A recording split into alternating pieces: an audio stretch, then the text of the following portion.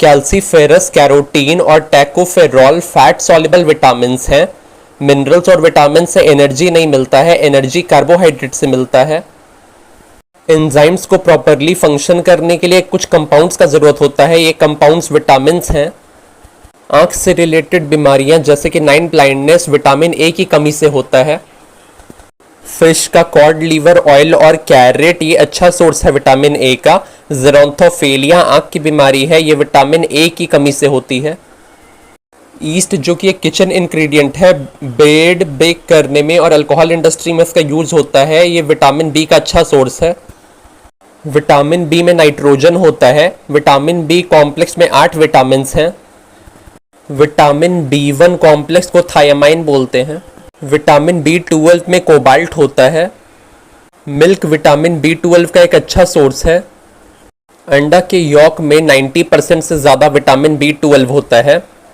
Vitamin B12 को काम करने के लिए कोबाल्ट एलिमेंट का ज़रूरत होता है।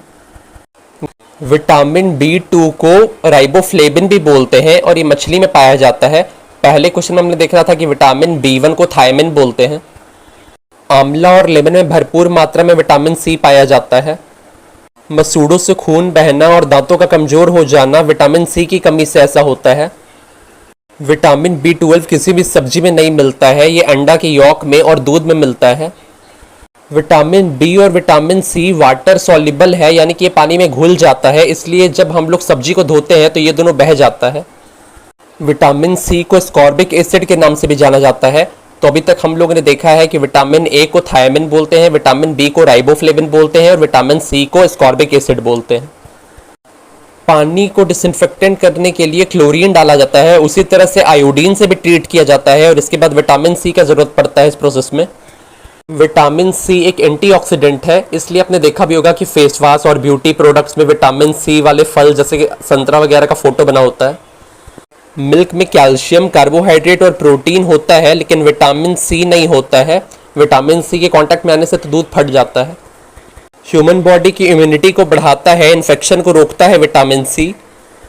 विटामिन सी खाना पकाने और उसको स्टोर करने के दौरान नष्ट हो जाता है क्योंकि एक वाटर सॉल्युबल विटामिन है। विटामिन बी और विटामिन सी यानी कि राइबोफ्लेविन और ascorbic acid water soluble vitamin हैं। ह्यूमन बॉडी में कैल्शियम के एब्जॉर्प्शन के लिए विटामिन डी कंपलसरी है, इसलिए लोग हड्डी मजबूत करने के लिए धूप में बैठते हैं।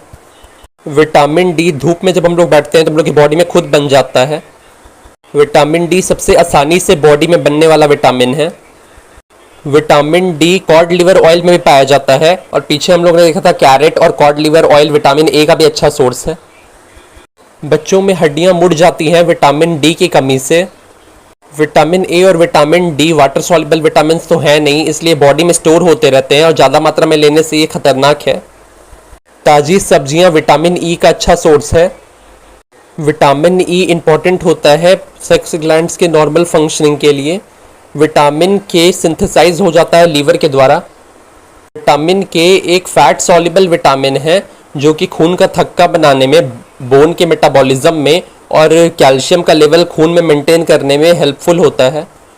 विटामिन के थ्रोम्बोप्लास्टिन का फॉर्मेशन करता है जो कि खून का थक्का बनाने में मदद करता है। विटामिन के प्रोथ्रोम्बिन के सिंथेसिस में भी हेल्पफुल है।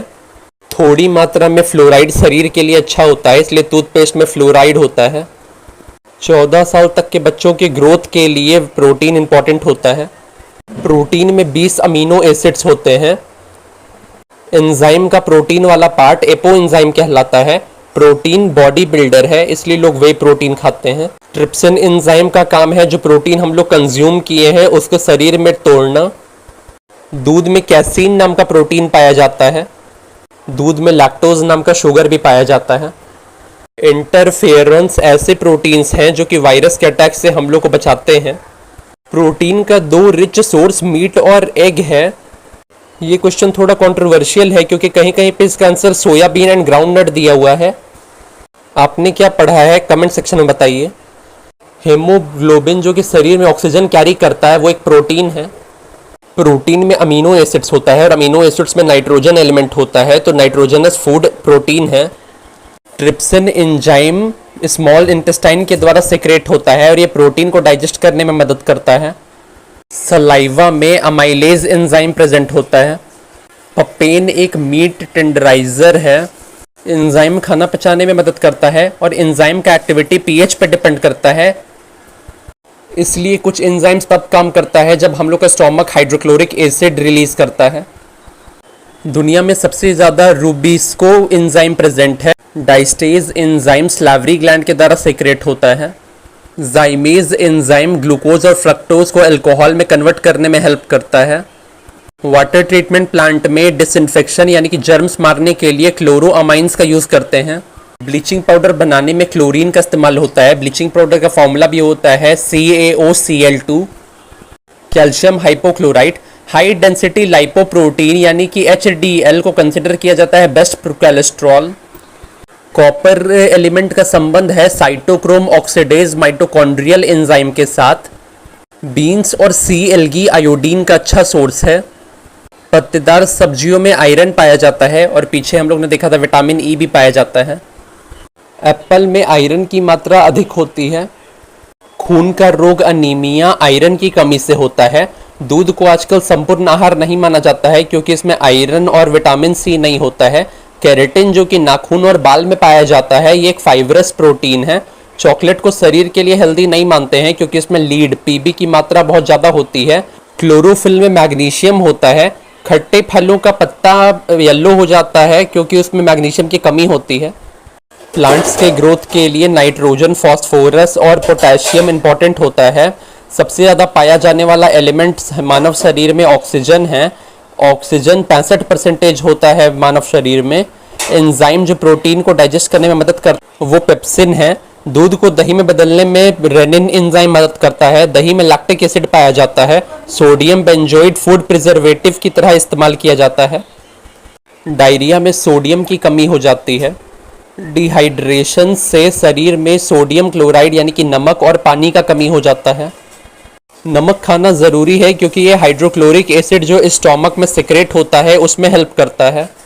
एक स्वस्थ इंसान में 100 ml खून में 150 से 200 मिलीग्राम कोलेस्ट्रॉल होता है। खून का कलर हेमोग्लोबिन प्रोटीन के चलते लाल होता है। कार्बन मोनोऑक्साइड पॉल्यूएंट हेमोग्लोबिन के साथ रिएक्ट करता है। आरबीसी, डब्ल्यूबीसी और प्लेटलेट्स को खून से हटा दिया जाए तो फ्लूइड पार्ट जो होता है वो सीरम कहलाता है। नसों में जब खून बहता है तो वो जमता नहीं है हेपारिन के चलते। थ्रोम्बिन खून का थक्का जमाने में मदद करता है। मेटल सॉलिड या लिक्विड कुछ भी हो सकते हैं रूम टेम्परेचर में, जैसे मरकरी एक लिक्विड मेटल है और ब्रोमीन एक लिक्विड नॉन मेटल है। इंसुलिन जो कि ब्लड में शुगर रेगुलेट करता है उसमें जिंक प्रेजेंट होता है। डाइजेशन के बाद प्रोटीन अमीनो एसिड में कन्वर्ट हो जाता है। टोबैको का स्मोक शरीर के लिए हानिकारक है क्योंकि इससे कार्बन मोनोऑक्साइड बनता है और कार्बन मोनोऑक्साइड हेमोग्लोबिन के साथ रिएक्ट करता है और ऑक्सीजन की कमी हो जाती है बॉडी में। दांत पे जो एनामल का कोटिंग होता है वो सड़ता है अगर पानी में फ्लोराइड का मात्रा ज़्यादा हो।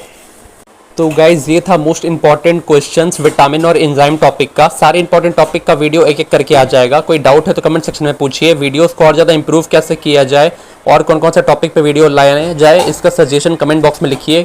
Thanks for watching.